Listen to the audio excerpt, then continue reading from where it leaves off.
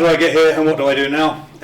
As a young 15-year-old, I wanted to go and join the army, so I went to the recruiting office in Colchester, and they said, we can't take you till you're 16. So I came back at 16 and enlisted into the Royal Army Pay Corps, which is the finance wing of the army.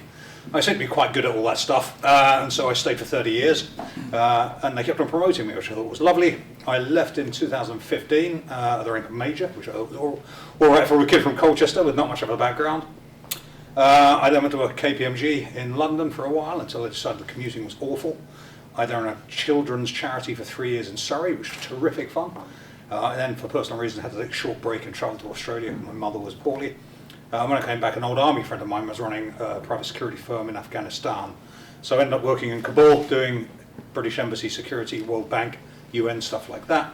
Until a highly publicised resurgent Taliban took Kabul a couple of years ago, and we were invited to leave at a swift rate of knots. So myself and 88 of my international staff left under that operation, and I decided then that I had enough going to what places in the world and getting shot at.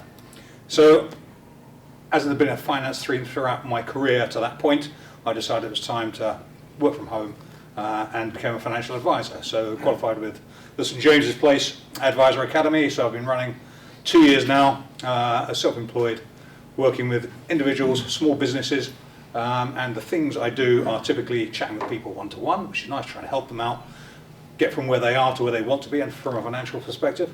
There's a lot of work sorting out pensions, because if, like me, you've got some pensions from previous employments that you want to tidy up and put in one pot, we can have a look at that and help people with that. And the last thing is insurances, because it's one of those things that nobody wants to talk about insurance until the house burns down, then they wish they'd had it.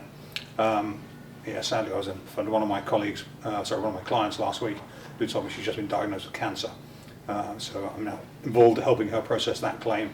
But it's something that we don't really want to think about, and nobody wants to pay for it. But it's important to have that resilience behind you if something bad does happen in your life. So I also spend a bit of time talking to small businesses around the area that I'm happy to travel further afield.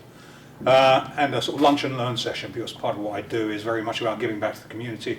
I'm very happy to come and do a sort of 20-30 minute session with people in their lunch break, just a small presentation like this, a flip chart or a bit of PowerPoint, talking about people, some of the things which traditionally they have concerns over. Number one is pensions, number two is typically insurance, and if they want to talk investments as well, very, very happy to discuss those with people. So that's who I am, that's how I got here, and that's what I do. Did I hit the 3 minutes? You're spot on almost. Perfect, sir. Thanks very much indeed.